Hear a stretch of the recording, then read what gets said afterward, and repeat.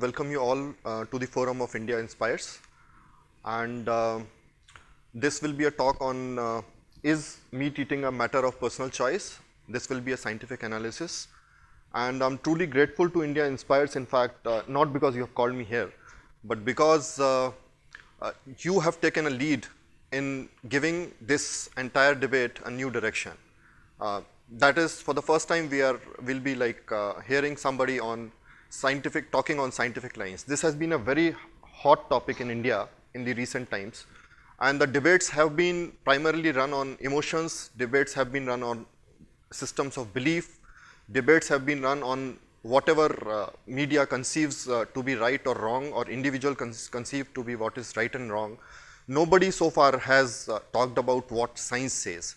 So India Inspires has for the first time taken lead in this, and so far the debate has primarily focused on, involved basically people from media, people from various backgrounds including activists of all shades, politicians, people as diverse as people from Bollywood or from the fashion industry.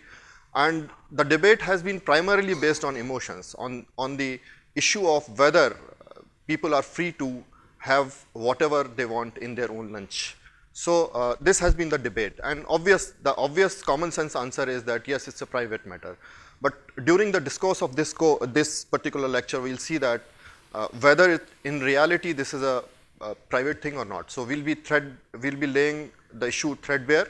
We'll examine it completely from the scientific point of view. We'll leave behind all the religious, cultural and political issues in this to begin with, and then we'll take on the debate out of the purview of this belief and faith and put it firmly in the realm of science. Also what we'll do is we'll ask certain questions. Is it about beef only, as has been the prime objection of media in recent times, or is it a wider debate about being non-vegetarian or vegetarian? We'll also ask whether is it more about beef as compared to other types of meat. We'll also ask if it's a local problem of India, or does it have global kind of, does it cross the national boundaries? Does it assume significance in the global context? Also, we'll examine in the end that if really this is a personal kind of a private matter to eat meat or eat whatever you want to eat, or in the Indian context particularly, we'll be discussing whether it's a secular matter anymore, as some of our learned journalists and people in the media have come to believe. The contents will broadly focus on the debate as such. I'll be introducing on the various kind of sections of the society as to what they have said, and then we'll go into the scientific aspects of this and consider at least 4 or 5 major impacts of meat eating on various ecosystems, on human health, on land, biodiversity, water, air, atmosphere, including climate change, which is the in thing. We'll also examine what are the scientific realities of this debate, and then we'll fix up the role and responsibility of Indian media in this context, in the scientific context, and also see what has been the role of Indian scientists so far and the role of individuals, all of us in this debate. In fact, before we venture into this, I would like you to understand one clear thing, that this is not a simple debate. This issue of meat eating is actually become relevant on a global scale, and it is such an issue which can not only wipe you and me out of existence, it can actually wipe all our future generations out of existence, and all life can be actually wiped out if we act irresponsibly with regard to our food. So this is a very serious debate, and therefore it's more important that we tackle it on a serious note rather than completely keep on debating about the emotional aspects of this.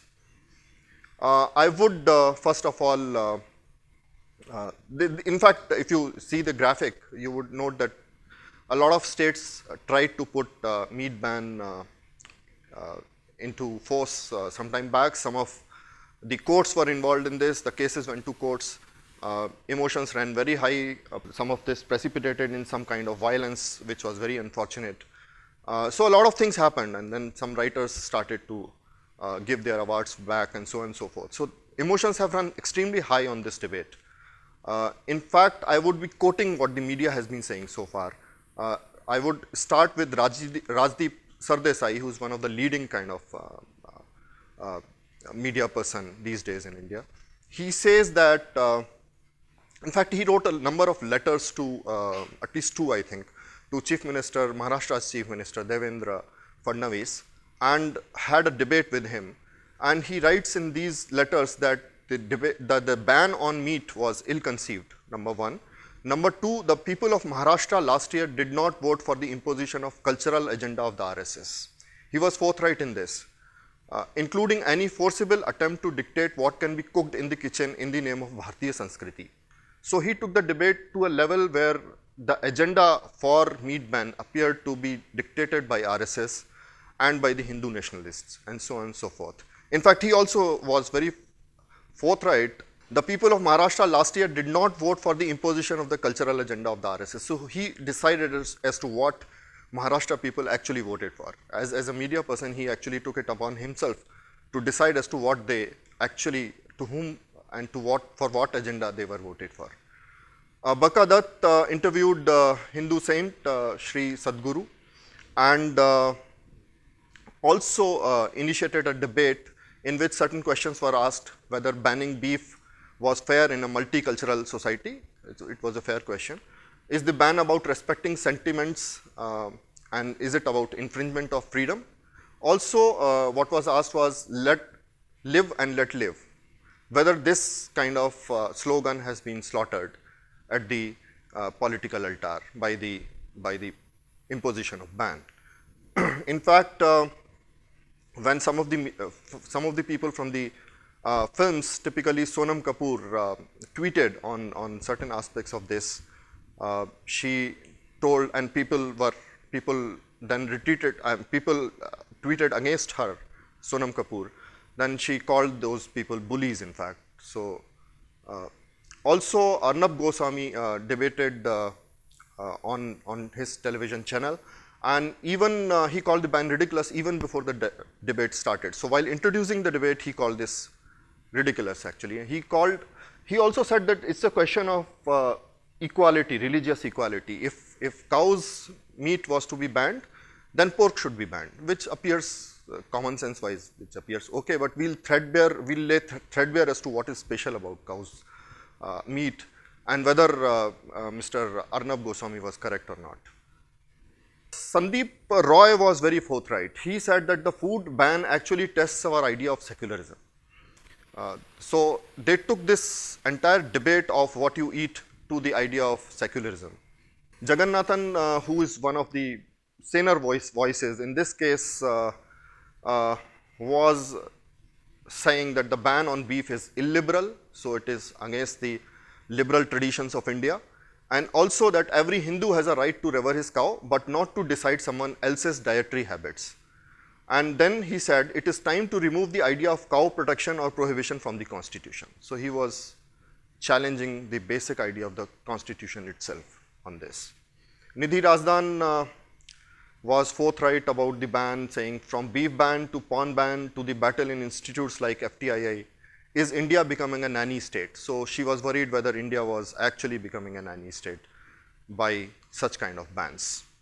Chetan Bhagat said Maharashtra is behaving like a nagging wife, deciding what you eat, and when you can't find faults in it, or else sedition charges. So, and remember, Chetan Bhagat is a mechanical engineer from IIT-Delhi, and therefore should have had some kind of scientific vision.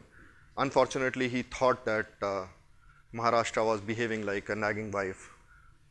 Shobha De said, I just ate beef, come and murder me. She challenged the Hindu nationalists to murder her. Justice Markandeya Karju, who was the former Supreme Court judge and who was also the former chairman of the Press Council of India, and therefore he was a former regulator kind of over the press, said that I have eaten beef, instead of attacking helpless people, come to me. I have danda waiting for you and I am getting impatient. So these were the kind of languages being used some were calling it secular issues, some had been calling it infringement of personal rights and so on and so forth. Some were forthright saying that, oh, you come and kill me over this issue. Emotions have run extremely high on this issue. Shashi Tharoor, in an interview to Karan Thapar, said that this is about personal choice. In fact, I have always said that the entire meat ban issue in India is not about meat. It's about freedom. It's about the India we want to live in. So the bans were basically, in his opinion, were basically to certain extent kind of anti idea of freedom in the country itself. So the bans were basically against the freedom of individuals. That is what he said. In fact, a number of people were interviewed. Ravish Kumar interviewed Ovasi on this issue. Karan Thapar interviewed Shashi Tharoor. Arnab Goswami quizzed Amitabh Bachchan.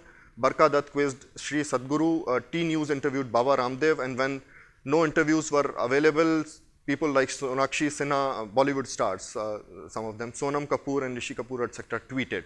So at least people vented their emotions, and wherever they could, they came out strongly against the ban. Sonam Kapoor said, our country is going to remain a third world nation because of this narrow-mindedness of a few people. So she was afraid that we will remain a third world nation.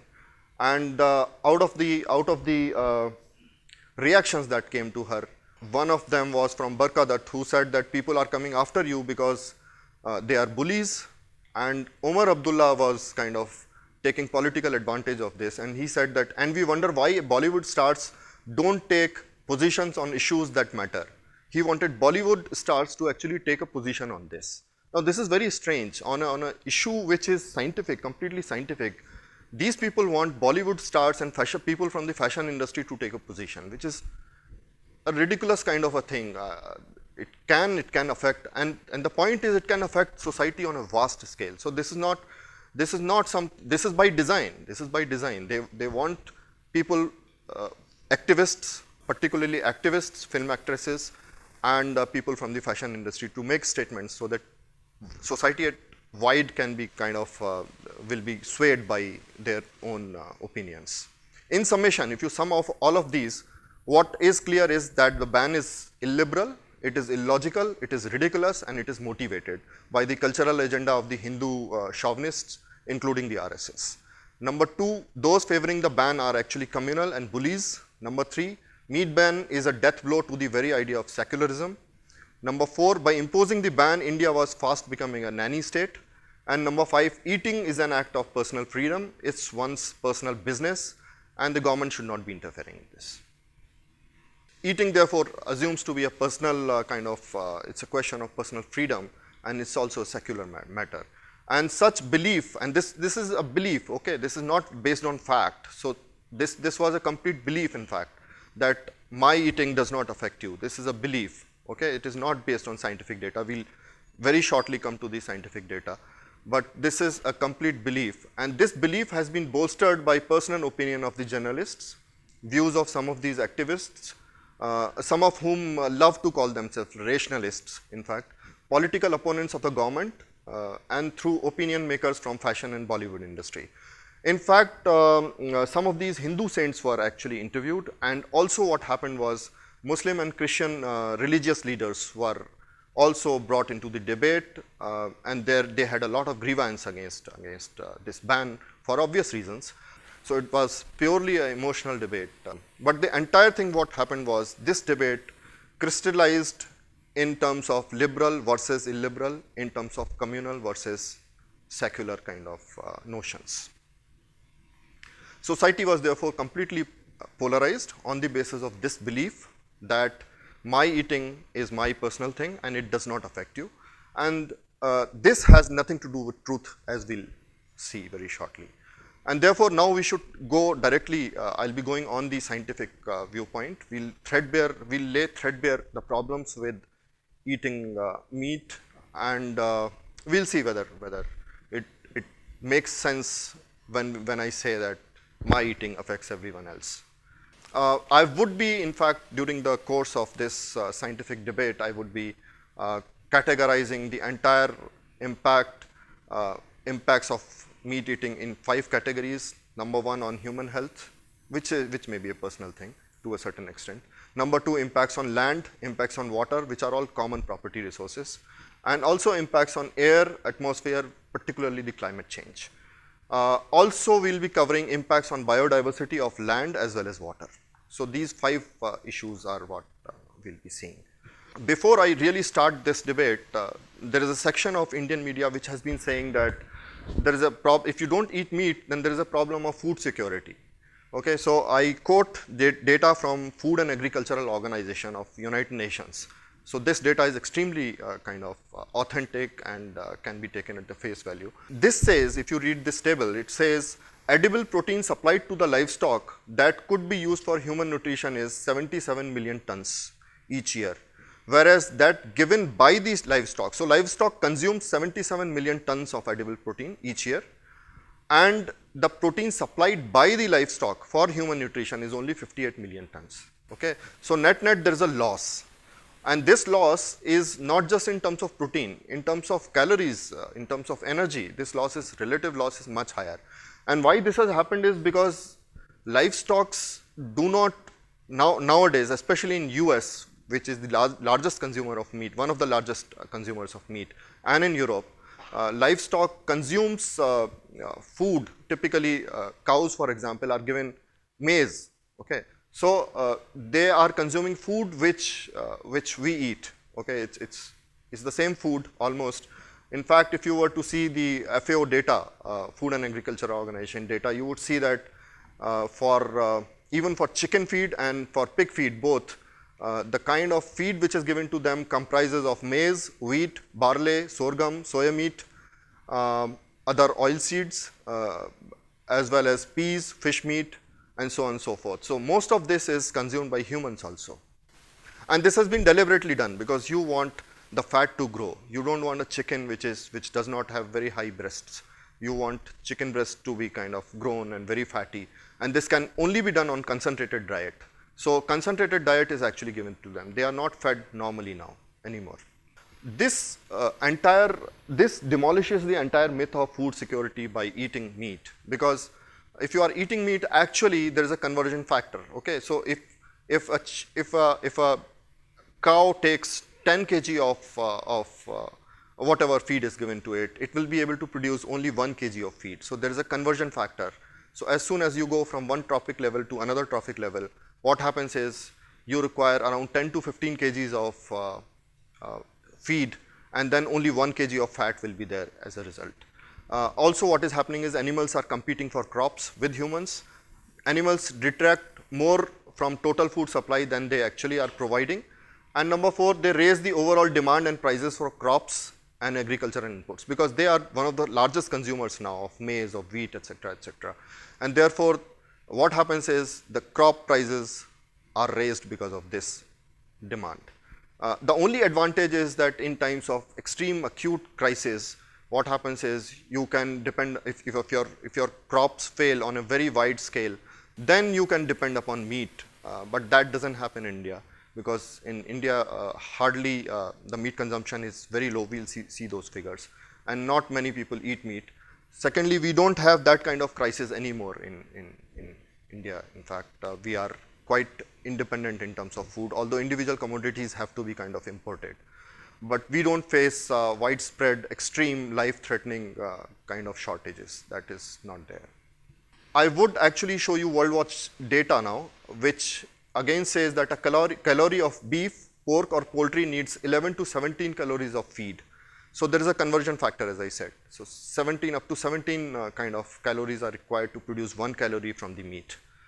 And 80% of the soybean harvest is eaten by animals and not people. So whatever soybean is grown, especially in US, 80% of that is actually going to the livestock. It doesn't come to humans as such.